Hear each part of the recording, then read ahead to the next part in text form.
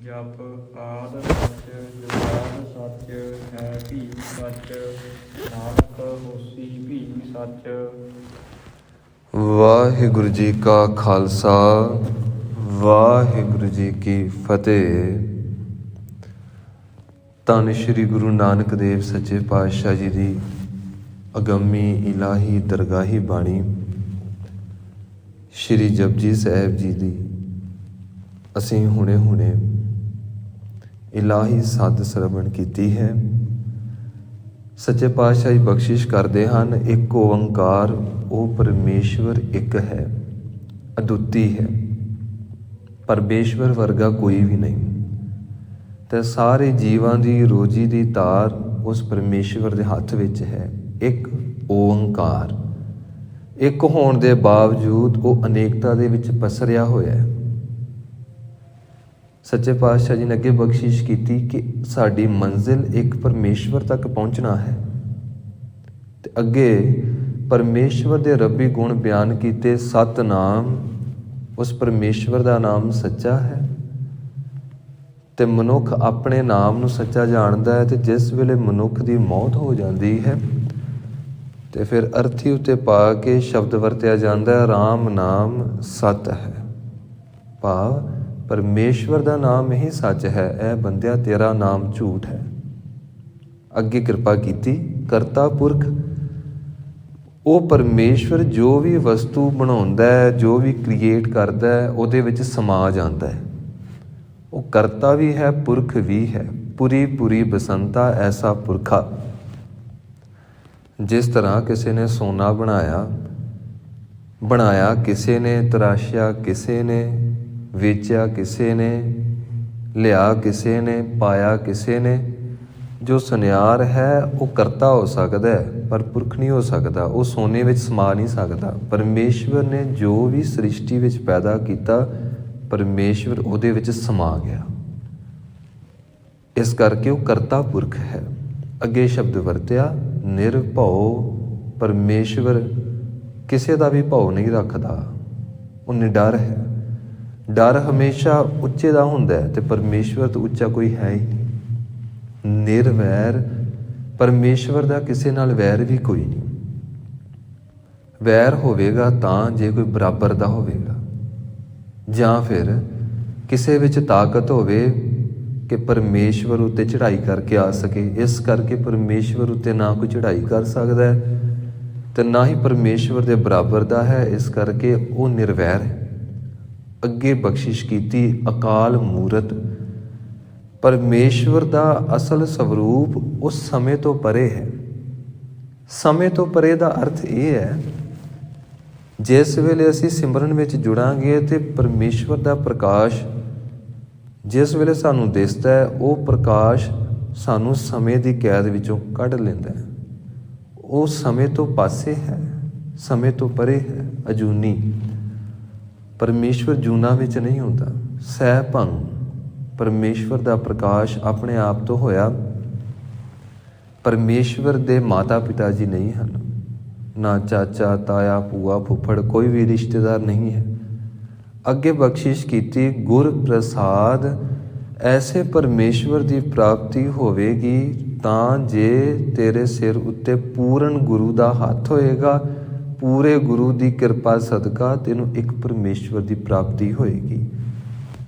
ਹੁਣ ਇਹ ਸਾਰੇ ਜੋ ਅਸੀਂ ਸ਼ਬਦ ਹੁਣੇ ਸਰਵਣ ਕੀਤੇ, ਇਹ ਮਨੁੱਖ ਦੇ ਆਤਮਿਕ ਜੀਵਨ ਵਿੱਚੋਂ ਪ੍ਰਗਟ ਹੋਣ ਵਾਲੀਆਂ ਅਵਸਥਾਵਾਂ ਹਨ। ਇਹ ਸਾਡਾ ਅਸਲ ਸਵਰੂਪ ਹੈ। ਪਰਮੇਸ਼ਵਰ ਦੇ ਰੱਬੀ ਗੁਣ। ਤੇ ਪਰਤ ਕੇ ਇੱਕ ਐਸਾ ਸਮਾਂ ਆਉਂਦਾ ਹੈ ਜਿਸ ਵੇਲੇ ਪਤਾ ਲੱਗਦਾ ਹੈ ਅਸਲ ਵਿੱਚ ਜੋ ਸਾਡੀ ਹੋਂਦ ਹੈ, ਜਿਸ ਨੂੰ ਆਤਮਾ ਕਹਿੰਦੇ ਨੇ, ਉਹ ਪਰਮ ਆਤਮਾ ਦਾ ਅੰਸ਼ ਹੈ। ਪਰਮ ਆਤਮਾ ਦੀ ਇੰਝ ਕਹਿ ਲਓ ਜਿਵੇਂ ਇੱਕ ਸਾਗਰ ਦੀ ਇੱਕ ਬੂੰਦ ਹੈ, ਇਸੇ ਤਰ੍ਹਾਂ ਸਾਡੀ ਹੈ ਆਤਮਾ ਤੇ ਉਹ ਹੈ ਪਰਮ ਆਤਮਾ, ਭਾਵ ਕਿ ਪਰਮਾਤਮਾ। ਕਹੋ ਕਬੀਰ ਇਹੋ ਰਾਮ ਕੀ ਅੰਸ, ਜਸ ਕਾਗਤ ਪਰ ਮਿਟੈ ਨਾ ਮੰਸ। ਤੇ ਜਿਉਂ ਅਸੀਂ ਸਿਮਰਨ ਵਿੱਚ ਲੀਨ ਹੁੰਦੇ ਹਾਂ, ਤਿਉਂ ਸਾਡੇ ਅੰਦਰ ਇਹ ਰੱਬੀ ਗੁਣ ਪ੍ਰਗਟ ਹੋਣੇ ਸ਼ੁਰੂ ਹੋ ਜਾਂਦੇ ਨੇ। ਇਹ ਜੀਵਨ ਵਾਲਿਆਂ ਨੂੰ ਸਮਝ ਲੱਗੇਗੀ। ਬੁੱਧੀ ਦੇ ਤਲ ਤੇ ਜੋ ਇਸ ਭਾਵਨਾ ਵਾਲੇ ਸ਼ਬਦਾਂ ਨੂੰ ਸੁਣਨਗੇ ਉਹਨਾਂ ਨੂੰ ਲੱਗੇਗਾ ਕਿ ਇਹ ਕਿਹੋ ਜਿਹੀਆਂ ਗੱਲਾਂ ਨੇ। ਸਮਾਂ ਆਉਂਦਾ ਹੈ ਇੰਝ ਲੱਗਦਾ ਹੈ ਕਿ ਜਿਸ ਨੂੰ ਮੈਂ ਬਾਹਰੋਂ ਆਵਾਜ਼ਾਂ ਮਾਰਦਾ ਸੀ ਉਹ ਤੇ ਅੰਦਰ ਹੀ ਬੈਠਾ। ਉਹ ਕੌਣ? ਉਹ ਤੇ ਮੈਂ ਖੁਦ ਹੀ ਹਾਂ, ਕਿਉਂਕਿ ਅੰਸ਼ ਜੋ ਸਾਡੇ ਅੰਦਰ ਵਰਤ ਰਹੀ ਹੈ ਪਰਮੇਸ਼ਵਰ ਦੀ, ਤੇ ਜਿੰਨੀ ਤਾਕਤ ਪਰਮੇਸ਼ਵਰ ਵਿੱਚ ਉਨੀ ਸ਼ਕਤੀ ਹੀ ਅੰਸ਼ ਵਿੱਚੋਂ ਪ੍ਰਗਟ ਹੋ ਜਾਂਦੀ ਹੈ। ਪਰਮੇਸ਼ਵਰ ਪ੍ਰਗਟ ਹੋ ਜਾਂਦਾ ਹੈ। ਫਿਰ ਪਤਾ ਲੱਗਦਾ ਹੈ ਕਿ ਜੋ ਇਹ ਪ੍ਰਕਾਸ਼ ਹੈ ਇਹ ਹੀ ਸਤਿਨਾਮ ਹੈ। ਫਿਰ ਕਰਤਾ ਪੁਰਖ, ਫਿਰ ਆਪਣਾ ਆਪ ਸਾਨੂੰ ਸਾਰਿਆਂ ਵਿੱਚ ਸਮਾਇਆ ਹੋਇਆ ਦਿਸਦਾ ਹੈ। ਫਿਰ ਕਿਸੇ ਜੀਵ ਨੂੰ ਦੁੱਖ ਪਹੁੰਚੇ ਇੰਝ ਲੱਗਦਾ ਹੈ ਕਿ ਇਹ ਮੈਨੂੰ ਦੁੱਖ ਪਹੁੰਚਿਆ। ਮਨੁੱਖ ਸਰਵ ਵਿਆਪਕ ਹੋ ਜਾਂਦਾ ਹੈ। ਤੇ ਜਿਸ ਵੇਲੇ ਸਾਨੂੰ ਦੂਜੇ ਦੇ ਵਿੱਚ ਆਪਣਾ ਆਪ ਸਮਾਇਆ ਹੋਇਆ ਦਿਸੇਗਾ, ਦੱਸੋ ਫਿਰ ਅਸੀਂ ਕਿਸੇ ਨੂੰ ਕਿਵੇਂ ਗੁੱਸੇ ਨਾਲ ਬੋਲ ਦਾਂਗੇ? ਜਦੋਂ ਅਸੀਂ ਆਪਣੇ ਆਪ ਨੂੰ ਦੂਜੇ ਦੇ ਵਿੱਚ ਦੇਖਾਂਗੇ ਤੇ ਅਸੀਂ ਕਿਸੇ ਉੱਤੇ ਮੈਲੀ ਨਿਗਾਹ ਕਿਵੇਂ ਕਰ ਸਕਦੇ ਹਾਂ? ਉਹ ਫਿਰ ਮਹਾਰਾਜ ਸੱਚੇ ਪਾਤਸ਼ਾਹ ਬਖਸ਼ਿਸ਼ ਕਰਦੇ ਨੇ ਕਿ ਦੇਖ ਕੋਈ ਵੀ ਭਿੰਨ ਨਹੀਂ, ਸਾਰੇ ਹੀ ਇੱਕ ਨੇ, ਸਾਰੇ ਹੀ ਇੱਕ ਨੇ। ਫਿਰ ਨਿਰਭਉ ਵਾਲੀ ਅਵਸਥਾ ਆ ਜਾਂਦੀ ਹੈ। ਕਹੋ ਕਬੀਰ ਰਾਮ ਗੁਣ ਗਾਵੋ, ਆਪ ਨਾ ਡਰੋ ਨਾ ਅਵਢ ਰਾਮ। ਫਿਰ ਨਿਰਭਉ ਅਵਸਥਾ ਆ ਜਾਂਦੀ ਅੰਦਰ, ਬੰਦ ਕੱਟਿਆ ਜਾਂਦਾ, ਨਿਰਭਉ ਅਵਸਥਾ। ਫਿਰ ਨਿਰਵੈਰ, ਵੈਰ ਕਿਸੇ ਨਾਲ ਨਹੀਂ। ਤਤੀ ਤਵੀ ਤੇ ਧੰਨ ਸ਼੍ਰੀ ਗੁਰੂ ਅਰਜਨ ਦੇਵ ਮਹਾਰਾਜ ਜੀ ਬਿਰਾਜਮਾਨ ਨੇ, ਵੈਰ ਕੋਈ ਨਹੀਂ, ਕੋਈ ਜਹਾਂਗੀਰ ਨੂੰ ਸ਼ਰਾਬ ਨਹੀਂ ਦਿੱਤਾ। ਤੇ ਫਿਰ ਪਤਾ ਲੱਗਦਾ ਕਿ ਸਾਡੀ ਜੋ ਅਸਲ ਵਿੱਚ ਹੋਂਦ, ਅਸਲ ਵਿੱਚ ਮੂਰਤ ਹੈ, ਉਹ ਸਮੇਂ ਤੋਂ ਪਰੇ ਹੈ। ਬਾਣੀ ਜਪ ਕੇ ਸਿਮਰਨ ਕਰਕੇ ਪਤਾ ਲੱਗਦਾ ਹੈ, ਉਵੇਂ ਨਹੀਂ ਪਤਾ ਲੱਗਦਾ। ਇਹ ਸੁਣਨ ਸਮਝਣ ਵਾਲੀਆਂ ਬਾਤਾਂ ਨਹੀਂ, ਇਹ ਤਾਂ ਮੰਨਣ ਵਾਲੀਆਂ ਬਾਤਾਂ ਨੇ। ਅਕਾਲ ਮੂਰਤ, ਫਿਰ ਪਤਾ ਲੱਗਦਾ ਅਜੂਨੀ। ਅਸੀਂ ਕਦੀ ਜੂਨਾਂ ਵਿੱਚ ਆਏ ਹੀ ਨਹੀਂ। ਜੋ ਜੂਨਾਂ ਵਿੱਚ ਆਉਂਦੇ ਨੇ ਉਹਨਾਂ ਨੂੰ ਆਖਿਆ ਜਾਂਦਾ ਹੈ ਕਿ ਕਰਮਾਂ ਦੇ ਅਧੀਨ ਬੱਝੇ ਹੋਏ, ਵਿਸ਼ੇ ਵਿਕਾਰਾਂ ਦੇ ਨਾਲ ਲਿਪਟੇ ਹੋਏ ਅਸੀਂ ਨਵੇਂ ਸਰੀਰ ਧਾਰਨ ਕੀਤੇ, ਪਰ ਸਾਡਾ ਅਸਲੀ ਸਵਰੂਪ ਕੀ ਹੈ? ਆਤਮਾ। ਸਾਡਾ ਅਸਲ ਸਵਰੂਪ ਕੁਝ ਹੋਰ ਹੈ। ਤੇ ਗੁਰੂ ਸਾਨੂੰ ਉਸ ਸਵਰੂਪ ਦਾ ਹੀ ਗਿਆਨ ਕਰਵਾਉਂਦਾ ਹੈ ਕਿ ਦੇਖ ਤੂੰ ਤਾਂ ਕੁਝ ਹੋਰ ਹੈ, ਬਣਿਆ ਕੁਝ ਹੋਰ ਫਿਰਦਾ। ਵਿਸ਼ੇ ਵਿਕਾਰ ਤੇਰੇ ਜੀਵਨ ਦਾ ਹਿੱਸਾ ਨਹੀਂ। ਇਹ ਵਿਸ਼ੇ ਵਿਕਾਰ ਤੇ ਇਸ ਸੰਸਾਰ ਦੀ ਮਾਇਆ ਦੇ ਵਿੱਚੋਂ ਪੈਦਾ ਹੋਏ ਨੇ, ਪਰ ਤੂੰ ਤੇ ਪਰਮੇਸ਼ਵਰ ਵਿੱਚੋਂ ਪੈਦਾ ਹੋਇਆ, ਪੈਦਾ ਪਰਮੇਸ਼ਵਰ ਵਿੱਚੋਂ ਹੋਇਆ। ਤੇ ਹੁਣ ਤੂੰ ਵਿਸ਼ੇ ਵਿਕਾਰਾਂ ਦੇ ਵਿੱਚ ਵੜ ਕੇ ਸੋਚਦਾ ਇੱਥੋਂ ਸੁੱਖ ਮਿਲੇਗਾ। ਕਹਿਣ ਲੱਗੇ ਸੁੱਖ ਨਹੀਂ ਮਿਲਣਾ। ਕਿਉਂ? ਕਿਉਂਕਿ ਸੁੱਖ ਹੈ ਹੀ ਨਹੀਂ।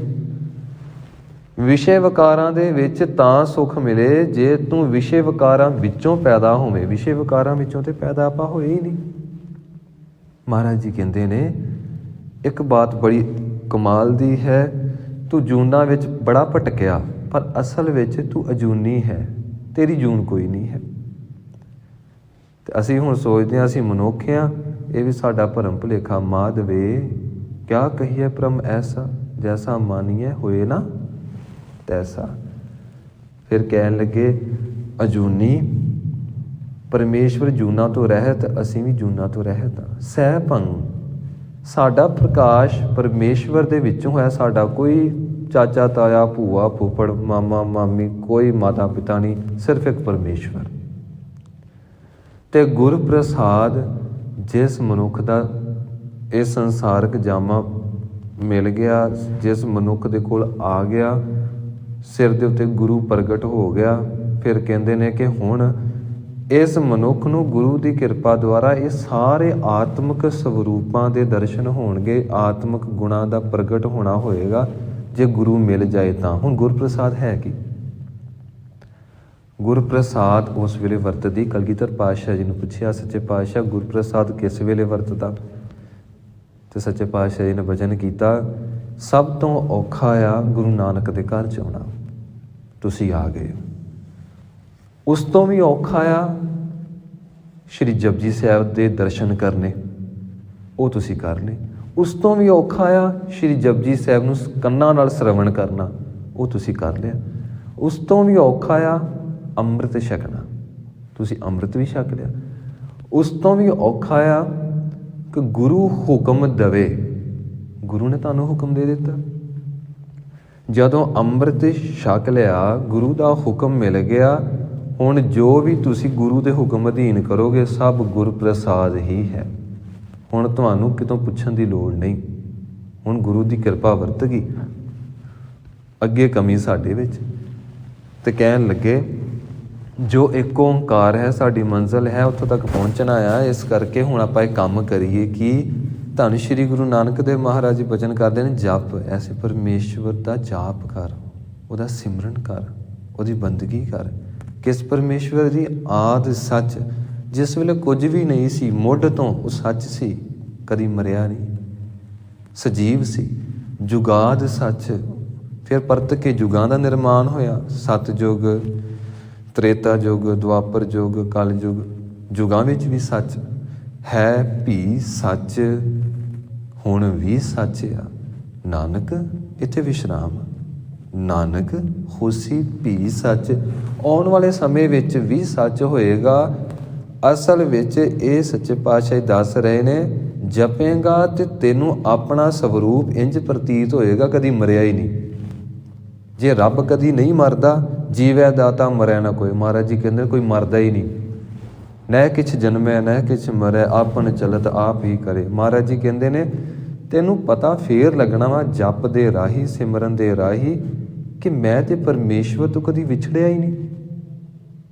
ਥੋੜਾ ਜਿਹਾ ਭੁਲੇਖਾ ਪਿਆ ਸੀ, ਭਰਮ ਪਿਆ ਸੀ। ਪਰਮੇਸ਼ਵਰ ਸਰਵ ਵਿਆਪਕ, ਜਦੋਂ ਅਸੀਂ ਵੀ ਸਰਵ ਵਿਆਪਕ ਹੋ ਜਾਂਦੇ ਹਾਂ, ਫੇਰ ਸਾਡੇ ਹਿਰਦੇ ਦੀ ਮੈਲ ਖਤਮ ਹੋ ਜਾਂਦੀ ਹੈ। ਅੱਗੇ ਸੱਚੇ ਪਾਤਸ਼ਾਹ ਜੀ ਨੇ ਬਖਸ਼ਿਸ਼ ਕੀਤੀ, ਆਓ ਸਰਵਣ ਕਰੀਏ। ਸੋਚਾ ਸੋਚ ਨਾ ਹੋਵਈ, ਜੇ ਸੋਚੀ ਲੱਖ ਵਾਰ। ਇੱਥੇ ਧਿਆਨ ਦੇਣਾ ਪਏਗਾ। ਜੇ ਆਪਾਂ ਪੜਾਂਗੇ ਨਾ ਸੋਚਿਆ, ਫਿਰ ਇਹਦਾ ਅਰਥ ਬਣ ਜਾਣਾ ਵਾ ਸੋਚਣ ਦੇ ਨਾਲ, ਖਿਆਲ ਕਰਨ ਦੇ ਨਾਲ, ਥਾਟ ਕ੍ਰੀਏਟ ਕਰਨ ਦੇ ਨਾਲ। ਪਰ ਇੱਥੇ ਮਹਾਰਾਜ ਜੀ ਉਹ ਨਹੀਂ ਕਹਿ ਰਹੇ। ਇੱਥੇ ਆ ਸੋਚੈ, ਜਿਵੇਂ ਸ਼ੌਚਾਲੇ ਕਹਿੰਦੇ ਆ, ਇਸੇ ਤਰ੍ਹਾਂ ਸੱਸੇ ਉੱਤੇ ਹੋੜਾ ਆ, ਉੱਤੇ ਅਧਕ ਪਏਗਾ ਬੋਲੀ ਦੇ ਵਿੱਚ। ਅਸੀਂ ਹੱਥਾਂ ਨਾਲ ਤਾਂ ਨਹੀਂ ਨਾ ਪਾ ਸਕਦੇ, ਬੋਲੀ ਵਿੱਚ ਆਏਗਾ। ਸੋਚੈ, ਇੱਥੇ ਵਿਸ਼ ਥੋੜੇ ਸਮੇਂ ਲਈ ਰੁਕਣਾ। ਸੋਚੈ ਸੋਚ ਨਾ ਹੋਵਈ, ਇੱਥੇ ਸੋਚ ਨੂੰ ਬੋਲਣ ਲੱਗਿਆ ਵੀ ਸਟ੍ਰੈਸ ਪਾਉਣਾ ਪਏਗਾ, ਥੋੜਾ ਵਜਨ ਪਾਉਣਾ ਪਏਗਾ, ਫਿਰ ਇਹ ਅੱਖਰ ਕਲੀਅਰ ਹੋਣਗੇ। ਸੋਚੈ ਸੋਚ ਨਾ ਹੋਵਈ, ਸੋਚੈ ਸੋਚ ਨਾ ਹੋਵਈ, ਜੇ ਸੋਚੀ ਲੱਖ ਵਾਰ। ਇਹਨੂੰ ਲੱਖ ਵਾਰ ਨਹੀਂ ਕਹਿਣਾ, ਲੱਲੇ ਉੱਤੇ ਅਧਕ ਪਏਗਾ, ਲੱਖ ਵਾਰ। ਜਿਵੇਂ ਅਸੀਂ ਸਿੱਧੀ ਝਟਕੀ ਬੋਲੀ ਵਿੱਚ ਬੋਲਦੇ ਹਾਂ ਲੱਖ ਵਾਰ, ਲੱਖ ਵਾਰ ਨਹੀਂ, ਲੱਖ ਵਾਰ ਫਿਰ ਕਲੀਅਰ ਨਹੀਂ ਹੋਏਗਾ। ਮਹਾਰਾਜ ਜੀ ਬਚਨ ਕਰਦੇ ਨੇ, ਜੇ ਤੂੰ 99,99,999 ਵਾਰੀ ਵੀ ਇਸ਼ਨਾਨ ਕਰ ਲਵੇਂ ਤਾਂ ਵੀ ਮਨ ਦੀ ਮੈਲ ਨਹੀਂ ਧੁੱਪਣੀ। ਕਿਉਂਕਿ ਦ੍ਰਿਸ਼ਟਮਾਨ ਚੀਜ਼ ਦਾ ਦ੍ਰਿਸ਼ਟਮਾਨ ਨਾਲ ਸੰਬੰਧ ਆ, ਅਦ੍ਰਿਸ਼ਟ ਦਾ ਅਦ੍ਰਿਸ਼ਟ ਨਾਲ ਸੰਬੰਧ ਆ। ਮੈਲ ਦਿਸਦੀ ਆ, ਸਾਬਣ ਦਿਸਦਾ, ਉਹਨੇ ਮੈਲ ਧੋ ਦੇਣੀ ਆ। ਹੁਣ ਅੰਦਰ ਦੀ ਮੈਲ ਦਿਸਦੀ ਨਹੀਂ ਆ। ਹੁਣ ਅਣਦਿਸਦੀ ਚੀਜ਼ ਨੂੰ ਧੋਣ ਵਾਸਤੇ ਅਣਦਿਸਦੀ ਤਾਕਤ ਚਾਹੀਦੀ ਆ। ਉਹ ਕੀ ਆ? ਭਰੀਐ ਮਤ ਪਾਪਾਂ ਕੇ ਸੰਗ, ਉਹ ਧੋਪੈ ਨਾਵੈ ਕੈ ਰੰਗ। ਉਹ ਨਾਮ ਜੋ ਅਦ੍ਰਿਸ਼ਟ ਸ਼ਕਤੀ ਆ, ਉਹ ਹੀ ਧੋਏਗੀ। ਅੱਗੇ ਮਹਾਰਾਜ ਜੀ ਬਖਸ਼ਿਸ਼ ਕਰਦੇ ਹਨ, ਚੁੱਪਾ ਚੁੱਪ ਨਾ ਹੋਵਈ, ਜੇ ਲਾਇ ਰਹਾ ਲਿਵਤਾਰ। ਸੱਚੇ ਪਾਤਸ਼ਾਹ ਜੀ ਬਖਸ਼ਿਸ਼ ਕਰਦੇ ਨੇ। ਕੁਝ ਲੋਕ ਮੌਨੀ ਹੋ ਜਾਂਦੇ ਨੇ, ਚੁੱਪ ਹੋ ਜਾਂਦੇ ਨੇ, ਕਹਿੰਦੇ ਨੇ ਕਿ ਚੁੱਪ ਹੁੰਦਾ ਰੱਬ ਮਿਲ ਜਾਂਦਾ। ਸੱਚੇ ਪਾਤਸ਼ਾਹ ਜੀ ਬਖਸ਼ਿਸ਼ ਕਰਦੇ ਨੇ, ਅਸਲ ਵਿੱਚ ਚੁੱਪ ਹੋਣਾ ਚੰਗੀ ਗੱਲ ਆ, ਬਹੁਤਾ ਨਹੀਂ ਬੋਲਣਾ ਚਾਹੀਦਾ। ਬਹੁਤਾ ਬੋਲਣ ਝੱਖਣ ਹੋਏ, ਬਹੁਤਾ ਬੋਲਣ ਨਾਲ ਤਾਕਤ ਵੇਸਟ ਹੁੰਦੀ ਆ। ਜੋ ਮੌਨੀ ਕਰਦੇ ਠੀਕ ਕਰਦੇ ਆ। ਸੱਚੇ ਪਾਤਸ਼ਾਹ ਜੀ ਕਹਿੰਦੇ ਨੇ ਠੀਕ ਆ, ਐਨਰਜੀ ਨੂੰ ਸੇਵ ਕਰਨਾ ਚਾਹੀਦਾ, ਸ਼ਕਤੀ ਨੂੰ ਵੇਸਟ ਨਹੀਂ ਕਰਨਾ ਚਾਹੀਦਾ। ਪਰ ਤੁਸੀਂ ਇਹ ਕਹੋ ਚੁੱਪ, ਸਿਰਫ ਚੁੱਪ ਹੀ ਹੋ ਕੇ ਤੇ ਅਸੀਂ ਪਰਮਾਤਮਾ ਨੂੰ ਮਿਲ ਲਵਾਂਗੇ, ਕਹਿੰਦੇ ਨਹੀਂ, ਇੰਜ ਨਹੀਂ ਹੋਣਾ। ਮਨ ਚੁੱਪ ਚਾਹੀਦਾ ਆ। ਜਦੋਂ ਮਨ ਚੁੱਪ ਹੋ ਜਾਂਦਾ ਆ, ਫਿਰ ਸਿਰਫ ਗੁਰੂ ਦਾ ਸ਼ਬਦ ਹੀ ਗੂੰਜਦਾ ਆ। ਹੁਣ ਅਸੀਂ ਗਹਿਰੀ ਬਾਤ, ਹੁਣ ਅਸੀਂ ਇਹ ਸ਼ਬਦ ਸੁਣਿਆ, ਸੋਚੈ ਸੋਚ ਨਾ ਹੋਵਈ, ਜੇ ਸੋਚੀ ਲੱਖ ਵਾਰ।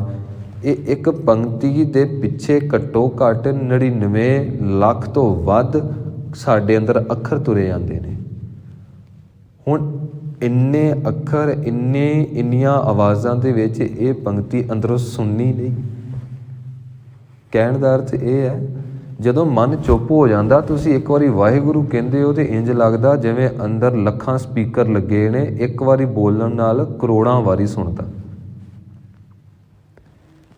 ਮਨ ਦਾ ਚੁੱਪ ਹੋਣਾ ਇਹ ਸਿਰਫ ਗੁਰੂ ਦੀ ਬਾਣੀ ਦਾ ਅਭਿਆਸ, ਗੁਰੂ ਦੇ ਸ਼ਬਦ ਦਾ ਅਭਿਆਸ, ਜਾਂ ਫਿਰ ਬਹੁਤ ਵੱਡੇ ਭਾਗ ਹੋਣ, ਗੁਰੂ ਦੀ ਨਜ਼ਰ ਇਨਾਇਤ ਹੋਵੇ ਤੇ ਸੰਤਾਂ ਮਹਾਂਪੁਰਖਾਂ ਦਾ, ਪੂਰਨ ਮਹਾਂਪੁਰਖਾਂ ਦਾ ਮਿਲਾਪ ਹੋ ਜਾਏ ਤੇ ਉਹ ਖੇਡ ਵਰਤਾ ਸਕਦੇ ਆ।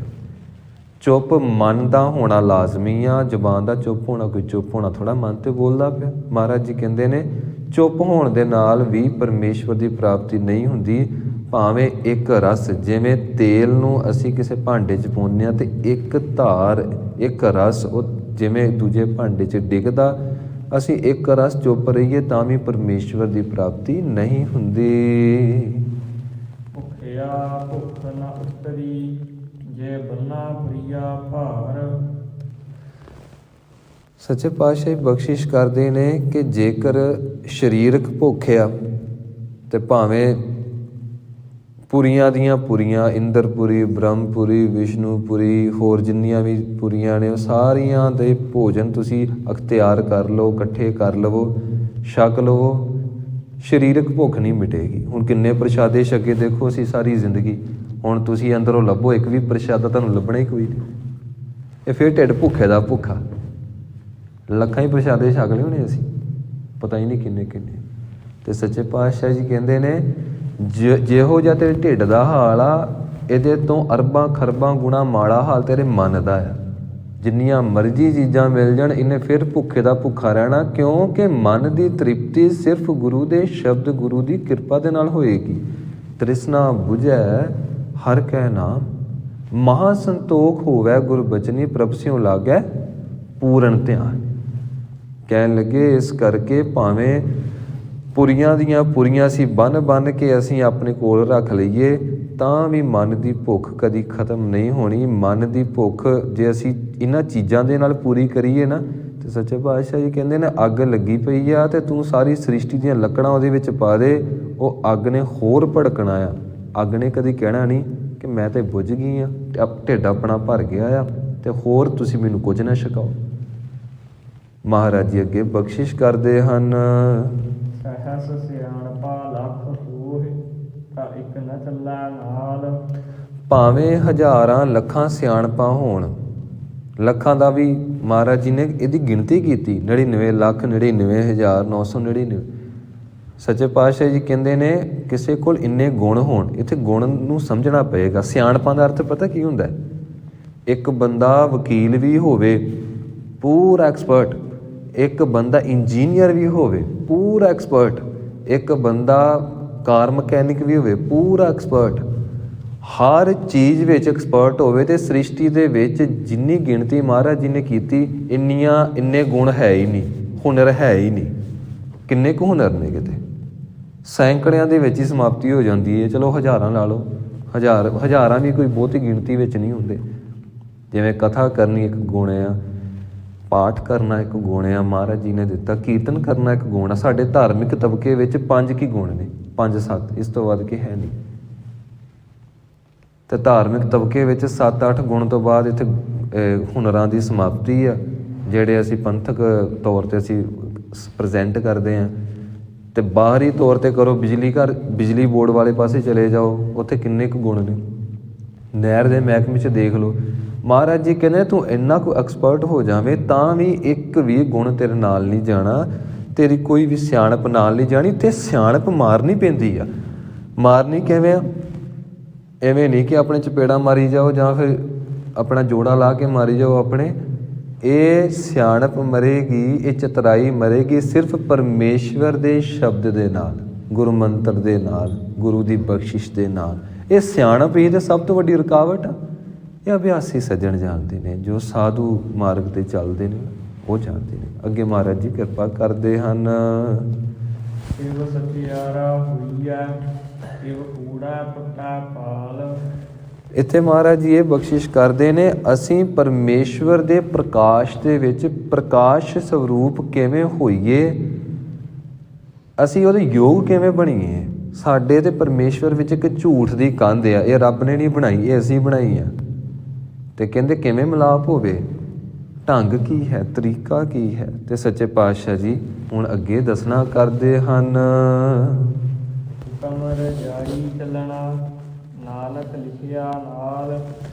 ਮਹਾਰਾਜ ਜੀ ਕਹਿੰਦੇ ਨੇ ਭਾਈ, ਜੇਕਰ ਅਸੀਂ ਸਾਰਿਆਂ ਨੇ ਪ੍ਰਕਾਸ਼ ਸਰੂਪ ਦੇ ਵਿੱਚ ਪ੍ਰਕਾਸ਼ ਸਰੂਪ ਹੋਣਾ ਹੈ ਤੇ ਢੰਗ ਤਰੀਕਾ ਸਿਰਫ ਇੱਕ ਹੈ, ਆਪਣੀ ਮਨਮਤ ਨੂੰ ਛੱਡ ਕੇ ਗੁਰੂ ਦੇ ਹੁਕਮ ਵਿੱਚ ਹੋ ਜਾਈਏ। ਗੁਰੂ ਦਾ ਹੁਕਮ ਪਰਮੇਸ਼ਵਰ ਦੇ ਹੁਕਮ ਦੇ ਅਧੀਨ ਹੈ। ਆਪ ਜੀ ਦੇਖੋ, ਰਾਤ ਹੋਣ ਤੋਂ ਪਹਿਲਾਂ ਚਿੜੀਆਂ ਸੌਂ ਜਾਂਦੀਆਂ ਨੇ ਤੇ ਅੰਮ੍ਰਿਤ ਵੇਲੇ ਉੱਠ ਪੈਂਦੀਆਂ ਨੇ। ਕਿੰਨਾ ਸੋਹਣਾ ਹੁਕਮ ਪਰਮੇਸ਼ਵਰ ਦਾ। ਪਰਮੇਸ਼ਵਰ ਦਾ ਹੁਕਮ ਵਰਤਦਾ, ਅਸੀਂ ਸਾਰਾ ਹੀ ਹੁਕਮ ਤੋਂ ਉਲਟ ਚੱਲਦੇ ਹਾਂ। ਅਸੀਂ ਬਿਲਕੁਲ ਹੀ ਉਲਟ ਚੱਲਦੇ ਹਾਂ। ਦਰਖਤ ਜੋ ਬਾਹਰ ਖੜੇ ਹੁੰਦੇ ਨੇ, ਜਿਉਂ-ਜਿਉਂ ਦਰਖਤ ਵੱਡਾ ਹੁੰਦਾ ਆ, ਸੋਹਣਾ ਹੋਈ ਜਾਂਦਾ। ਇੱਥੇ ਬੰਦਾ ਜਿਵੇਂ ਜਿਵੇਂ ਵੱਡਾ ਹੋਈ ਜਾਂਦਾ, ਇਹ ਭੈੜਾ ਹੋਈ ਜਾਂਦਾ, ਝੁਰੜੀਆਂ ਪਈ ਜਾਂਦੀਆਂ, ਰਿੰਕਲਸ ਪਈ ਜਾਂਦੇ ਆ। ਕਿਉਂ? ਬੰਦਾ ਲੜਦਾ ਆ ਰੱਬ ਦੇ ਹੁਕਮ ਨਾਲ। ਦਰਖਤ ਕਦੀ ਲੜਦੇ ਨਹੀਂ। ਗਰਮੀ ਆਈ 7 ਵਚਨ, ਸਰਦੀ ਆਈ 7 ਵਚਨ, ਝੱਖੜ ਆਇਆ 7 ਵਚਨ, ਭਾਵੇਂ ਕੋਈ ਆਰਾ ਚੁੱਕ ਕੇ ਆ ਗਿਆ 7 ਵਚਨ। ਤੇ ਇੱਥੇ ਅਸੀਂ ਸਵੇਰ ਦਾ ਪ੍ਰਸ਼ਾਦਾ ਨਾ ਛਕਿਆ ਹੋਵੇ ਤਾਂ ਅਸੀਂ ਕਹਿੰਦੇ ਹਾਂ, ਰੱਬਾ ਤੇਰੀਆਂ ਰੋਟੀਆਂ ਮੁੱਕ ਜਾਣ, ਤੇਰੇ ਭਾਂਡੇ ਖਾਲੀ ਹੋ ਜਾਣ।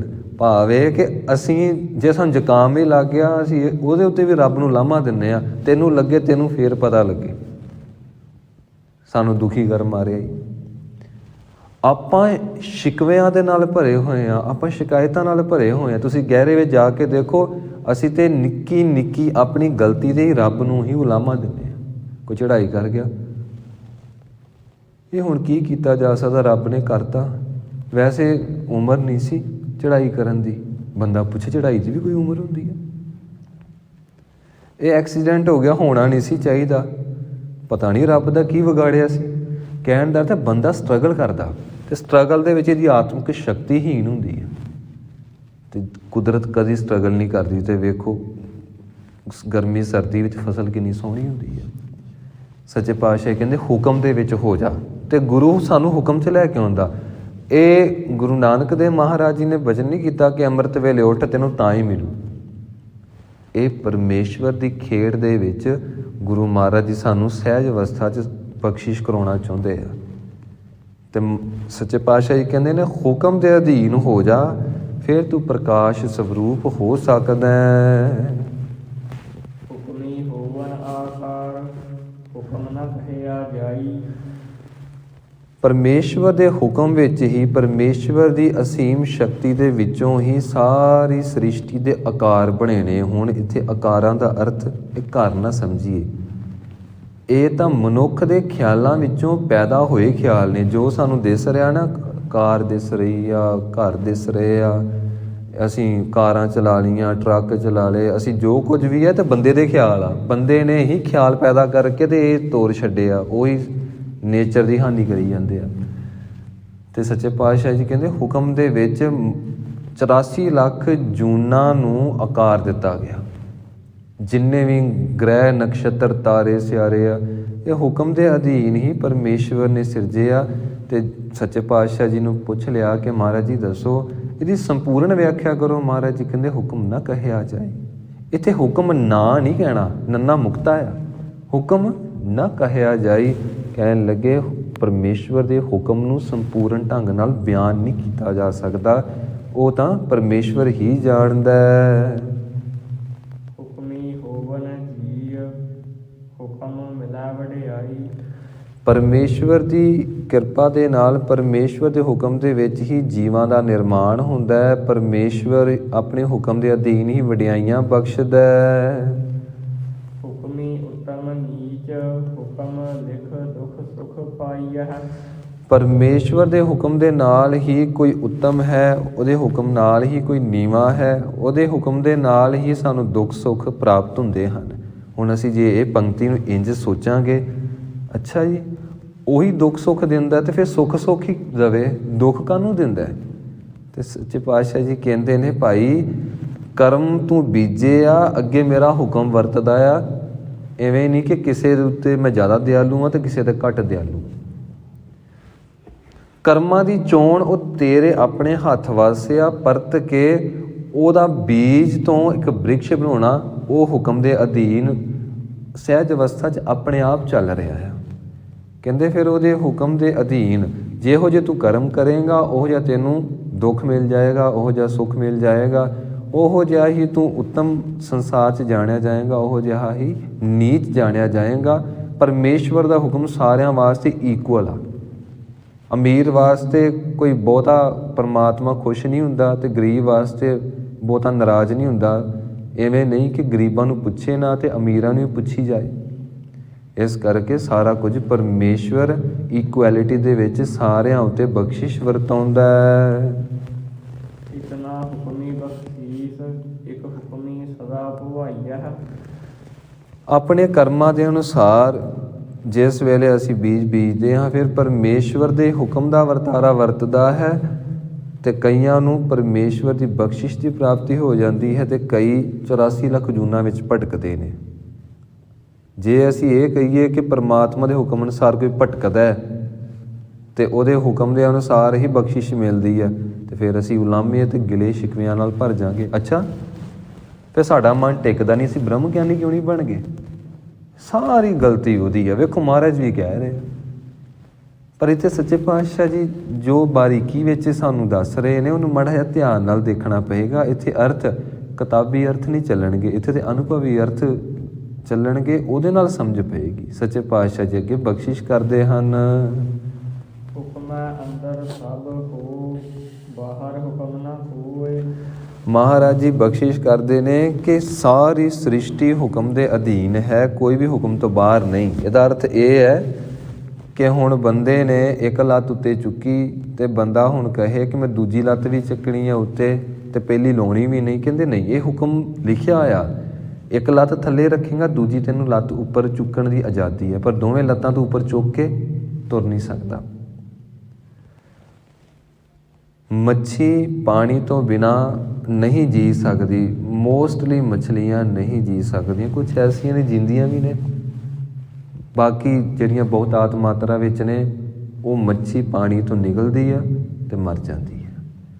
ਹੁਕਮ ਆ, ਜਦੋਂ ਮੱਛੀ ਪਾਣੀ ਤੋਂ ਬਾਹਰ ਨਿਕਲੀ ਮਰ ਗਈ, ਜਦੋਂ ਅੰਦਰ ਆ ਮੌਜਾਂ ਮਾਣਦੀ ਆ। ਇਸੇ ਤਰ੍ਹਾਂ ਹੀ ਜਿੰਨਾ ਚਿਰ ਅਸੀਂ ਹੁਕਮ ਦੇ ਅਧੀਨ ਹੁੰਦੇ ਆ, ਹੁਕਮ ਵਿੱਚ ਹੁੰਦੇ ਆ ਤੇ ਉਦੋਂ ਅਸੀਂ ਆਨੰਦ ਵਿੱਚ ਹੁੰਦੇ ਹਾਂ। ਜਦੋਂ ਬਾਹਰ ਨਿਕਲ ਜਾਂਦੇ ਸਾਡਾ ਹਾਲ ਮੱਛੀ ਵਰਗਾ ਹੋ ਜਾਂਦਾ।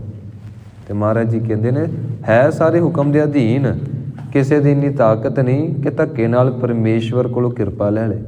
ਹੁਕਮ ਆ ਉਹਦਾ।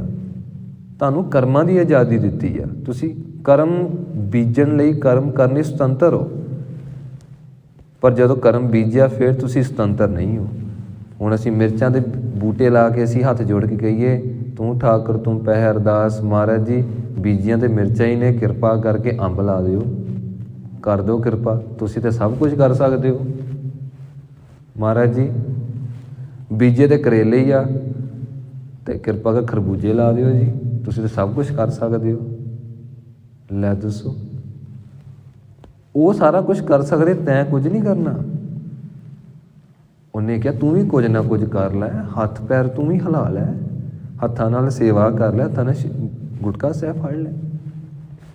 ਇਸ ਕਰਕੇ ਸੱਚੇ ਪਾਤਸ਼ਾਹ ਜੀ ਬਖਸ਼ਿਸ਼ ਕਰਦੇ ਨੇ ਕਿ ਦੇਖੋ ਸਾਰੇ ਹੈ ਹੁਕਮ ਦੇ ਵਿੱਚ ਹੀ ਆ, ਬਾਹਰ ਨਹੀਂ ਜਾ ਸਕਦੇ, ਪਰ ਜੋ ਗੁਰੂ ਦੇ ਹੁਕਮ ਦੇ ਵਿੱਚ ਆਪਣੀ ਖੁਸ਼ੀ ਦੇ ਨਾਲ ਰਹਿਣਾ ਆ ਉਹ ਖੇਡ ਨਿਰਾਲੀ ਆ, ਤੇ ਜਿਹੜਾ ਰਹਿ ਜਾਂਦਾ ਆ ਫਿਰ ਉਹਦੇ ਤੇ ਬਖਸ਼ਿਸ਼ ਹੋ ਜਾਂਦੀ ਹੈ। ਨਾਨਕ ਹੁਕਮੈ ਜੇ ਬੁੱਝਾ ਤਾਂ ਹਉਮੈ ਕਹਾ ਨ ਕੋਇ।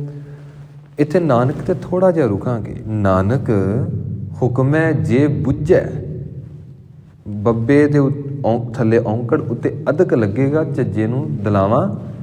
ਨਾਨਕ ਹੁਕਮੈ ਜੇ ਬੁੱਝੈ ਤਾਂ ਹਉਮੈ ਕਹੈ ਨ ਕੋਇ।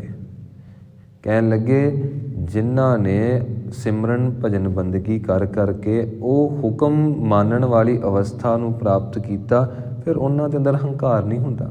ਪਤਾ ਲੱਗ ਜਾਂਦਾ ਹੈ ਕਿ ਛੋਟੀ ਜਿਹੀ ਬੂੰਦ ਸਮੁੰਦਰ ਅੱਗੇ ਕੀ ਹੰਕਾਰ ਕਰੇ। ਕੀ ਬੂੰਦ ਇਹ ਕਹਿੰਦੀ ਚੰਗੀ ਲੱਗਦੀ ਆ ਸਾਰਾ ਕਸੂਰ ਹੀ ਤੇਰਾ ਸਮੁੰਦਰਾ, ਆ ਤੈਨੂੰ ਦੇਖਣਾ ਆ, ਦੋ ਦੋ ਹੱਥ ਕਰਨੇ ਆ। ਕਹਿਣ ਦਾ ਅਰਥ ਇਹ ਹੈ, ਸਾਨੂੰ ਆਪਣੀ ਹੋਂਦ ਦਾ ਪਤਾ ਲੱਗ ਜਾਂਦਾ ਆ ਕਿ ਸਾਨੂੰ ਸਾਰਾ ਕੁਝ ਦੇਣ ਵਾਲਾ ਉਹ ਆ, ਤੇ ਅਸੀਂ ਕਾਹਦਾ ਹੰਕਾਰ ਕਰਨਾ, ਕਿਹੜੀ ਚੀਜ਼ ਦਾ? ਸਰੀਰ ਦਾ। ਪਤਾ ਨਹੀਂ 70-80 ਸਾਲ ਰੈਂਟ 'ਤੇ ਮਿਲਿਆ ਆ, ਇਹ ਜਦੋਂ ਰੈਂਟ ਖਤਮ ਹੋ ਗਿਆ, ਸਵਾਸ ਖਤਮ ਹੋ ਗਏ, ਤੇ ਉਹ ਧੜਾਮ ਕਰਕੇ ਡਿੱਗ ਜਾਣਾ ਆ। ਮਹਾਰਾਜ ਜੀ ਕਹਿੰਦੇ ਕਿਹੜੀ ਚੀਜ਼ ਦਾ ਮਨ? ਜਦ ਸਰੀਰ ਹੀ ਨਹੀਂ ਤੇਰਾ ਰਿਹਾ ਤੇ ਬਾਕੀ ਚੀਜ਼ਾਂ ਦੀ ਤਾਂ ਗੱਲ ਹੀ ਛੱਡ ਦੇ। ਅੱਗੇ ਮਹਾਰਾਜ ਜੀ ਨੇ ਬਖਸ਼ਿਸ਼ ਕੀਤੀ, ਗਾਵੈ ਕੋ ਤਾਣ ਹੋਵੈ ਕਿਸੈ ਤਾਣ। ਪਰਮੇਸ਼ਵਰ ਨੂੰ ਹਰ ਸੰਸਾਰ ਦਾ ਬੰਦਾ ਵੱਖੋ ਵੱਖਰੇ ਢੰਗ ਨਾਲ ਗਾਉਂਦਾ ਆ। ਕੁਝ ਲੋਕ ਇਸ ਤਰ੍ਹਾਂ ਗਾਉਂਦੇ ਆ ਕਿ ਹੇ ਪਰਮੇਸ਼ਵਰ, ਤੂੰ ਸਰਵ ਸ਼ਕਤੀਮਾਨ ਹੈ, ਤੇਰੇ ਵਿੱਚ ਬਹੁਤ ਜ਼ਿਆਦਾ ਤਾਕਤ ਹੈ, ਤੂੰ ਸ਼ਕਤੀਮਾਨ ਹੈ, ਤੂੰ ਸ਼ਕਤੀਸ਼ਾਲੀ ਹੈ, ਤੂੰ ਤਾਕਤਵਰ ਹੈ, ਤੂੰ ਸਰਬ ਕਲਾ ਸਮਰੱਥ ਹੈ। ਕਹਿਣ ਲੱਗੇ ਜੇਕਰ ਕਿਸੇ ਵਿੱਚ ਗੁਰੂ ਇਹ ਤਾਕਤ ਭਰੇ ਕਿ ਉਹਨੂੰ ਗਾਵੇ ਤੇ ਫੇਰ ਹੀ ਗਾਵਿਆ ਜਾਂਦਾ ਆ। ਪਾਠ ਉਹਦੀ ਰਹਿਮਤ ਤੋਂ ਬਿਨਾਂ ਨਹੀਂ ਕੋਈ ਕਰ ਸਕਦਾ, ਵਾਹਿਗੁਰੂ ਤੱਕ ਨਹੀਂ ਕਹਿ ਸਕਦਾ, ਕੋਈ ਉਹਦੀ ਬਖਸ਼ਿਸ਼ ਤੋਂ ਬਿਨਾਂ ਗੁਰਬਾਣੀ ਦਾ ਇੱਕ ਅੱਖਰ ਆਪਣੀ ਰਸਨਾ ਤੋਂ ਨਹੀਂ ਬੋਲ ਸਕਦਾ। ਮਹਾਰਾਜ ਜੀ ਕਹਿੰਦੇ ਨੇ ਜਿਹਦੇ ਕੋਲ ਤਾਕਤ ਹੈ ਪਰਮੇਸ਼ਵਰ ਦਿੰਦਾ ਤੇ ਉਹ ਹੀ ਕਹਿੰਦਾ ਕਿ ਦਾਤਿਆ ਤੂੰ ਸਰਬ ਕਲਾ ਸਮਰੱਥ ਹੈ, ਤੇਰੇ ਵਿੱਚ ਸਾਰੀ ਸ਼ਕਤੀ ਹੈ। ਗਾਵੈ ਕੋ ਦਾਤ ਜਾਣੈ ਨੀਸਾਨ। ਤੇ ਕੁਝ ਐਸੇ ਹਨ ਜੋ ਪਰਮੇਸ਼ਵਰ ਦੀ ਦਿੱਤੀਆਂ ਹੋਈਆਂ ਦਾਤਾਂ ਉਸ ਮਾਲਕ ਦੀ ਰਹਿਮਤ ਸਮਝ ਕੇ ਤੇ ਉਹਦੀ ਯਾਦ ਵਿੱਚ, ਉਹਦੀ ਸਿਫਤ ਸਲਾਹ ਵਿੱਚ ਜੁੜ ਜਾਂਦੇ ਨੇ, ਤੇ ਕੁਝ ਦਾਤਾਂ ਨੂੰ ਲੈ ਕੇ ਭੁੱਲ ਜਾਂਦੇ ਨੇ। ਦਾਤ ਪਿਆਰੀ ਵਿਸਰਿਆ ਦਾਤਾਰਾ ਵਾਲਾ ਹਾਲ ਹੋ ਜਾਂਦਾ ਹੈ। ਫਿਰ ਐਸਿਆਂ ਨੂੰ ਮਾਲਕ ਦੀ ਦਰਗਾਹ ਤੋਂ ਧੱਕੇ ਪੈਂਦੇ ਹਨ। ਹਮੇਸ਼ਾ ਬੰਦੇ ਨੂੰ ਆਪਣਾ ਪਿਛੋਕੜ ਯਾਦ ਰੱਖਣਾ ਚਾਹੀਦਾ ਹੈ। ਪਿਛੋਕੜ ਕੀ ਹੈ? ਮਹਾਰਾਜ ਜੀ ਦੱਸਦੇ ਨੇ, ਕਦੀ ਤੂੰ ਕੁੱਤਾ ਬਣਿਆ ਸੀ, ਕਦੀ ਤੂੰ ਬਿੱਲੀ ਬਣਿਆ ਸੀ, ਕਦੀ ਤੂੰ ਪੰਛੀ ਬਣਿਆ ਸੀ, ਕਦੀ ਤੂੰ ਪੱਥਰ ਬਣਿਆ ਸੀ। ਉਹ ਸ਼ੁਕਰ ਕਰ ਤੈਨੂੰ ਸਰੀਰ ਮਿਲ ਗਿਆ, ਭਗਤੀ ਕਰ। ਸੰਸਾਰ ਦੇ ਸੁੱਖ ਮਿਲ ਗਏ, ਸ਼ੁਕਰ ਕਰ। ਭਗਤੀ ਕਰਨ ਵਾਸਤੇ ਤੈਨੂੰ ਸਭ ਕੁਝ ਮਿਲਿਆ ਆ, ਸ਼ੁਕਰਾਨਾ ਕਰ। ਤੈਨੂੰ ਮੰਗਣਾ ਨਹੀਂ ਪੈਂਦਾ ਲੋਕਾਂ ਅੱਗੇ, ਤੇਰੇ ਸਿਰ ਦੇ ਉੱਤੇ ਛੱਤ ਆ, ਤੈਨੂੰ ਗਰਮੀ ਸਰਦੀ 'ਚ ਬਾਹਰ ਤੈਨੂੰ ਦੁੱਖ ਨਹੀਂ ਹੰਢਾਉਣਾ ਪੈਂਦਾ। ਸ਼ੁਕਰ ਕਰ, ਸ਼ੁਕਰ ਕਰ। ਸੱਚੇ ਪਾਤਸ਼ਾਹ ਜੀ ਕਹਿੰਦੇ ਨੇ ਕੁਝ ਲੋਕ ਪਰਮੇਸ਼ਵਰ ਦੀਆਂ ਦਿੱਤੀਆਂ ਹੋਈਆਂ ਦਾਤਾਂ ਨੂੰ ਦੇਖ ਕੇ ਸ਼ੁਕਰਾਨਾ ਕਰਦੇ ਨੇ। ਪਤੀ ਪਤਨੀ ਨੂੰ ਵੇਖ ਕੇ ਸ਼ੁਕਰਾਨਾ ਕਰੇ, ਪਤਨੀ ਪਤੀ ਨੂੰ ਵੇਖ ਕੇ ਸ਼ੁਕਰਾਨਾ ਕਰੇ, ਘਰ ਨੂੰ ਵੇਖ ਕੇ ਅਸੀਂ ਸ਼ੁਕਰਾਨਾ ਕਰੀਏ। ਅਸੀਂ ਦਾਤ ਦੀ ਦਿੱਤੀ ਹੋਈ ਹਰ ਦਾਤ ਨੂੰ ਵੇਖ ਕੇ, ਬੱਚਿਆਂ ਨੂੰ ਵੇਖ ਕੇ, ਇੱਥੋਂ ਤੱਕ ਕਲਗੀਧਰ ਪਾਤਸ਼ਾਹ ਜੀ ਬਖਸ਼ਿਸ਼ ਕਰਦੇ ਨੇ ਕਿ ਜਿਸ ਵੇਲੇ ਕੋਈ ਪ੍ਰਸ਼ਾਦਾ ਛਕੇ, ਛਕਣ ਤੋਂ ਪਹਿਲਾਂ ਪ੍ਰਸ਼ਾਦਾ ਜੇ ਛਕਿਆ ਨਹੀਂ ਤੇ ਪਹਿਲਾਂ ਹੀ ਸ਼ੁਕਰਾਨਾ ਕਰੇ, ਦਾਤੇ ਸ਼ੁਕਰ ਹੈ ਥਾਲ ਵਿੱਚ ਸੱਜ ਕੇ ਪ੍ਰਸ਼ਾਦਾ ਆਇਆ। ਜਾਨਵਰਾਂ ਦਾ ਹਾਲ ਦੇਖੋ, ਵਿਚਾਰੇ ਕੂੜਿਆਂ ਦੇ ਵਿੱਚ ਚੁੱਕ ਚੁੱਕ ਖਾਂਦੇ ਨੇ, ਬੰਦੇ ਵੀ ਖਾਂਦੇ ਨੇ। ਕਈ ਕਹਿੰਦੇ ਨੇ ਤੂੰ ਪ੍ਰਸ਼ਾਦੇ ਨੂੰ ਅਜੇ ਹੱਥ ਨਹੀਂ ਲਾਇਆ ਤਾਂ ਵੀ ਸ਼ੁਕਰਾਨੇ ਵਿੱਚ ਜੁੜ ਜਾ।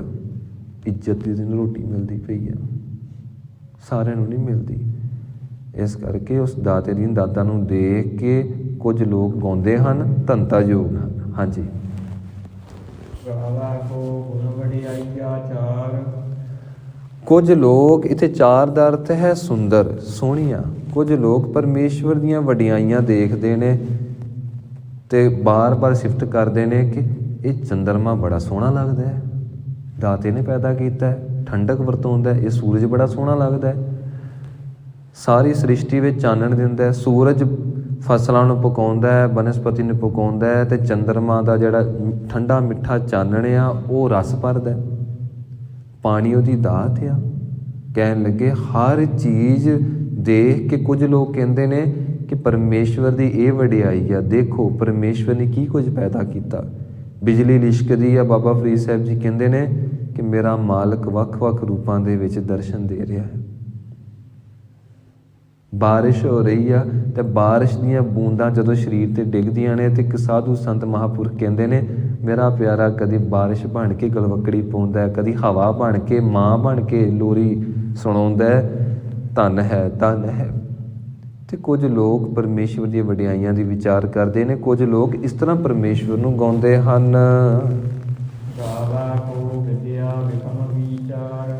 ਤੇ ਕਈਆਂ ਦੇ ਕੋਲ ਪੜ੍ਹਾਈ ਬਹੁਤ ਹੈ, ਕਈਆਂ ਕੋਲ ਵਿਦਿਆ ਬਹੁਤ ਹੈ, ਤੇ ਉਹ ਕਥਾ ਕਰ ਕਰਕੇ ਫਿਲੋਸਫੀ ਟਾਈਪ ਡੂੰਘੀ ਵਿਚਾਰ, ਔਖੀ ਵਿਦਿਆ ਨੂੰ ਵਿਆਖਿਆ ਕਰ ਕਰਕੇ ਦੂਜਿਆਂ ਤੱਕ ਪਹੁੰਚਾਉਂਦੇ ਹਨ। ਉਹ ਕੁਝ ਲੋਕ ਇਸ ਢੰਗ ਨਾਲ ਪਰਮੇਸ਼ਵਰ ਦੀ ਸਿਫਤ ਸਲਾਹ ਕਰਦੇ ਹਨ। ਪਰਮੇਸ਼ਵਰ ਦੀ ਸਿਫਤ ਸਲਾਹ ਕਰਨ ਦਾ ਢੰਗ ਵੱਖੋ ਵੱਖਰਾ ਹੈ। ਗਾਵਾ ਕੋ ਸਾਜ ਕਰੇ ਤਨ ਦੇਹ। ਕੁਝ ਲੋਕ ਇਸ ਤਰ੍ਹਾਂ ਗਾਉਂਦੇ ਹਨ ਕਿ ਉਹ ਪਰਮੇਸ਼ਵਰ ਸਾਡੇ ਸਰੀਰ ਦੇ ਵਿੱਚੋਂ ਆਤਮਾ ਕੱਢ ਕੇ ਸਾਡੇ ਕਰਮਾਂ ਅਨੁਸਾਰ ਸਾਨੂੰ ਅਗਲੀਆਂ ਜੂਨਾਂ ਵਿੱਚ ਪਾ ਦਿੰਦਾ ਹੈ। ਪਰਮੇਸ਼ਵਰ ਸਰੀਰ ਨੂੰ ਮਾਰ ਦਿੰਦਾ ਹੈ। ਗਾਵਾ ਕੋ ਜੀ ਲੈ ਫਿਰ ਦੇਹ। ਤੇ ਕੁਝ ਲੋਕ ਇਸ ਤਰ੍ਹਾਂ ਗਾਉਂਦੇ ਹਨ ਕਿ ਪਰਮੇਸ਼ਵਰ ਸਾਰਿਆਂ ਨੂੰ ਜਨਮ ਦਿੰਦਾ ਹੈ। ਸਾਰਿਆਂ ਨੂੰ ਜਿਵਾਉਣ ਵਾਲਾ ਵੀ ਉਹੀ ਹੈ, ਮਾਰਨ ਵਾਲਾ ਵੀ ਉਹੀ ਹੈ। ਹਰੇਕ ਦਾ ਢੰਗ ਵੱਖੋ ਵੱਖਰਾ ਹੈ। ਗਾਵਾ ਕੋ ਜਾਪਾ ਦਿਸਾ ਦੂਰ। ਤੇ ਕੁਝ ਲੋਕ ਕਹਿੰਦੇ ਨੇ ਬੜਾ ਦੂਰ ਹੈ, ਬੜਾ ਦੂਰ ਹੈ। ਪਰ ਸੱਚੇ ਪਾਤਸ਼ਾਹ ਕਹਿੰਦੇ ਨੇ ਉਹ ਵੀ ਗਾ ਰਹੇ ਨੇ, ਉਹ ਵੀ ਭਗਤੀ ਕਰ ਰਹੇ ਨੇ, ਘੱਟੋ ਘੱਟ ਯਾਦ ਤੇ ਕਰਦੇ ਨੇ। ਹਾਂਜੀ। ਗਾਵਾ ਕੋ ਵੇਖਾ ਹਾਦਰਾ ਦੂਰ।